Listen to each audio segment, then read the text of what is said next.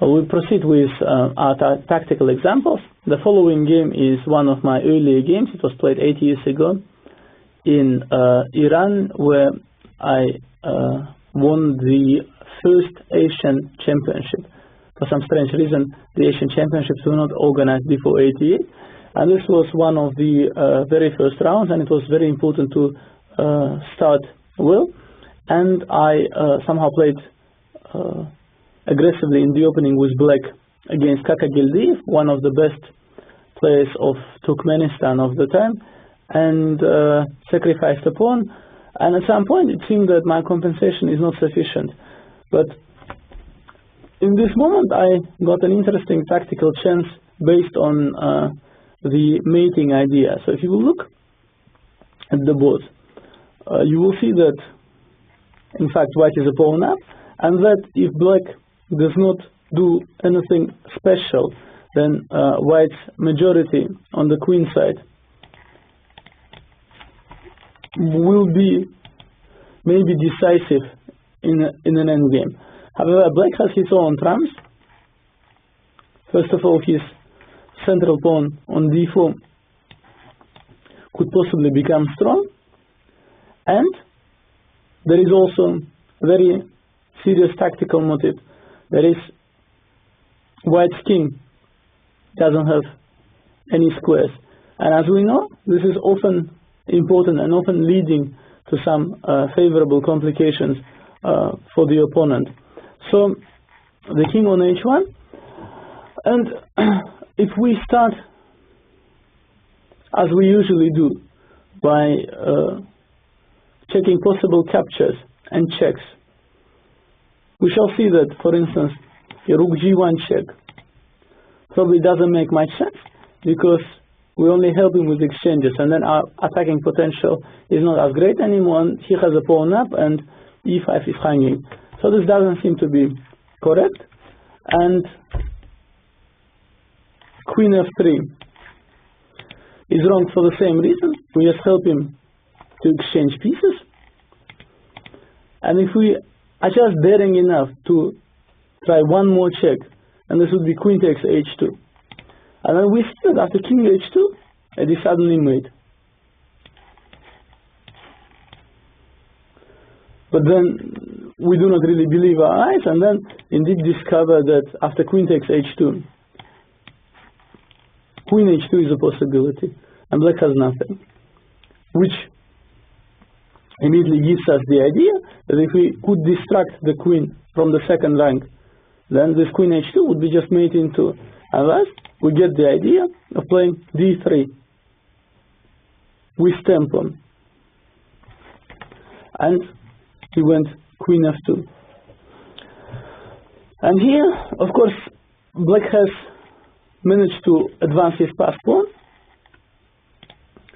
but whether it is strong at the moment or weak is actually difficult to say. It will depend on how the fight will continue. Theoretically, in some rook endgame, if white's king will be able to approach this pawn, then the pawn could become theoretically weak, and the same would apply for maybe queen's ending as well. So black has to hurry, and in fact here if we notice that black has to hurry, and basically that the pawn could become weak in the endgame, we could try to use it for tactical purposes immediately. That is, play d2, because it is a fairly concrete approach, attacking the rook, basically advancing the pawn, which always creates some tactical chances, and which gives us some checks after queen d2, so always a move to check. So queen takes d2, we see that now we have queen f3 check, without the exchange, and now rook g2 is the only move. And here if we start checking our possibilities, we'll soon discover that queen f1, rook f1 is mate.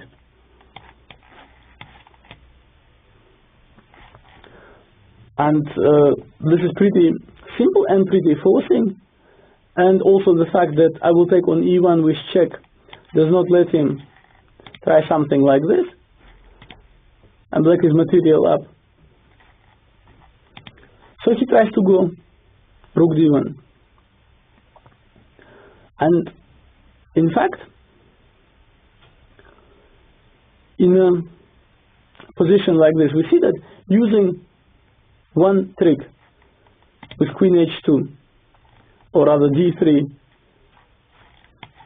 queen d3, queen h2, and then using another trick with d2, queen d2, queen f3, black managed to get his pawn to d2 from d4, and just two moves. Although both times I could somehow take the pawn, so by using tactical means. But after rook d1, once again, we ask ourselves the same question: is this pawn strong or weak?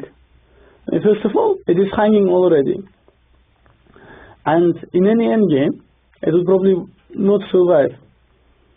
So black has to continue some action, and for the reasons explained earlier, the moves like queen f3 do not come into consideration because they just lead to exchanges. And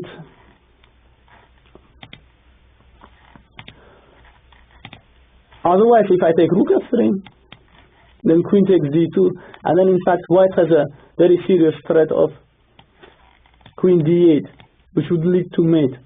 And this threat is somehow binding black. So I tried rook takes g1. Now, however, white should choose very carefully. If he takes with the queen, he's lost immediately. If he takes with the rook, the d2 pawn is no longer attacked, and black can take queen takes f3, queen takes f3, rook takes f3, and now it's pretty clear that these two pawns will probably decide.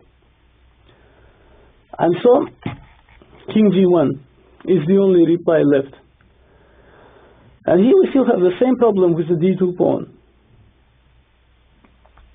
And some possible checks, for instance, queen g6 check or queen g5 check. They do not seem to help us. White will just go to h1 and then maybe win the d2 pawn. Or if I give queen g5 check, white could also try the move like queen g3. And it's also not clear what black has achieved. So we look further, and given the fact that d2 is very vulnerable at the moment, and we are not sure if we are able to protect it, we can try to give it away in a good version for black. That is, if we take rook takes f3. Now we see that in fact white's king has been considerably weakened. White will naturally take on d2, threatening some counterplay with queen d8. And now also checks do not seem to give anything, like queen g4 is even queen g2, or also king h1 doesn't seem to give anything. And that's why queen d2, rook f8, basically with a twofold idea. First, to control the h, and then also to start attacking with rook g8. So now to move, black would win with rook g8, king h1, queen f3, or rook g8, king f1, queen h3 check, king h1, queen f3, and king f2 is queen h2 with a mating attack. So we see that black's threat is very serious, and basing his conclusions basically on this line, rook g8, king h1, queen f3, Kakagildeev tried, and it's pretty natural to play queen d5.